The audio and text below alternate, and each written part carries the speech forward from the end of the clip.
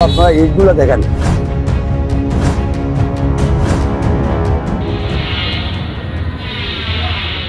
ফেনী বিলোনিয়া প্রধান সড়ক থেকে পরশুরাম উপজেলা পর্যন্ত আরসিসি রাস্তা ও ড্রেন উন্নয়ন প্রকল্পে ব্যাপক অনিয়মের অভিযোগ উঠেছে।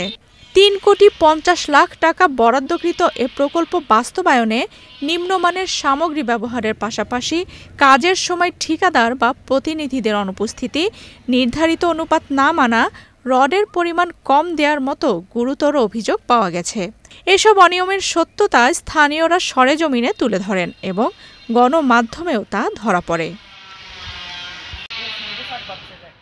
স্থানীয়দের অভিযোগ, কাজের বিভিন্ন ধাপে অনিয়ম লুকাতে ঠিকাদারি প্রতিষ্ঠান মেসার্স অনলাইন ট্রেডার্স রাতের আধারে ঢালাইয়ের কাজ করছে। ওয়ালটন এখন দেশের সীমানা পেরিয়ে পৌঁছে গিয়েছে 50টিরও বেশি দেশে। ওয়ালটন, ঘরে ঘরে বিশ্বজুড়ে। এতে আরসিসি ঢালাইয়ের থিকনেস, সিমেন্ট বালির অনুপাত, রডের খাঁচা এবং জয়েন্ট বারের কাজ যথাযথভাবে হচ্ছে না। অথচ এই রাস্তা দিয়ে উপজেলার গুরুত্বপূর্ণ সরকারি দপ্তরের কর্মকর্তা কর্মচারী ও সাধারণ জনগণের প্রতিনিয়ত চলাচল করতে হয়, যা এই দুর্নীতির প্রভাব আরও গুরুতর করে তুলেছে। এখানে সবসময় জলাবদ্ধতা সৃষ্টি হয়। সরকার জনগণের কথা চিন্তা করে যে ঠিকাদার প্রতিষ্ঠানকে এই কাজটা দিয়েছে, সেই কাজটা জনগণের ভাগ্যর বদলে ক্ষতি হচ্ছে বেশি। তাদের কাজগুলো সবচেয়ে নিম্নমানের এবং কি আপনারা দেখবেন এখানে ইট হইতে সুরকি হইতে সবকিছুই নিম্নমানের। এই জন্য কাজ জলাবদ্ধতা বরঞ্চ উপকারের বদলে আরো ক্ষতি হবে দিন দিন, এটা আমরা ভাবতেছি। এখানে আমরা প্রতিনিয়ত চলাফেরা করি, হাঁটু পরিমাণ পানি থাকে সব সময়। এই রাস্তাটা অনেক দিনের প্রত্যাশিত একটা রাস্তা। বহু কষ্ট করছে মানুষ, সামান্য বৃষ্টি হলে এক হাঁটু পানি হয়। এখন রাস্তার সাংবাদিক ভাইদেরকে অনুরোধ করবো, আপনারা ইটগুলো দেখেন। ইটগুলো দেখলে বুঝতে পারবেন এটা 1 নম্বরও না, 3 নম্বরও না, 10 নম্বরের ভিতরে পড়ে না। বালিগুলা লবণাক্ত, একদম কাদা কাদা। ওগুলা বালিও না, বালি যাতে না, কত নাচে কে জানে।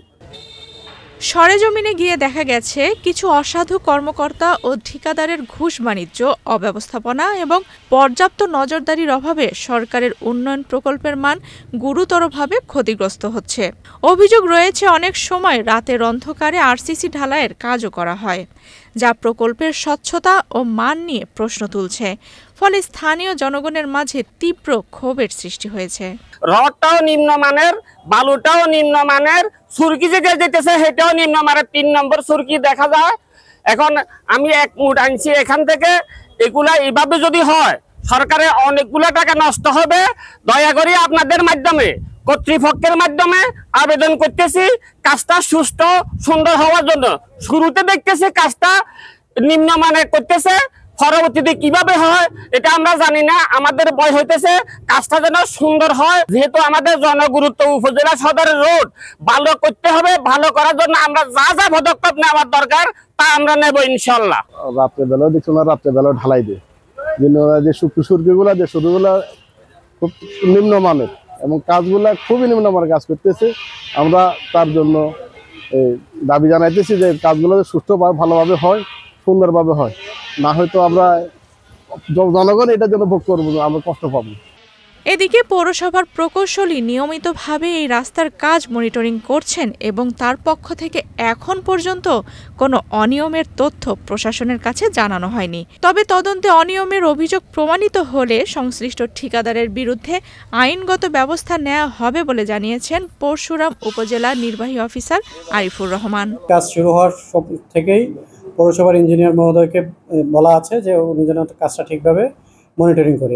উনি এখন পর্যন্ত আমাকে এরকম কিছু বলেন নাই যে এস্টিমেশন অনুযায়ী কাজ হচ্ছে না বা যেটা যে এরকম দেওয়ার কথা ওরকম দেওয়া হচ্ছে না, এই ধরনের কোনো তথ্য ইঞ্জিনিয়ার সাহেব আমাকে জানাননি।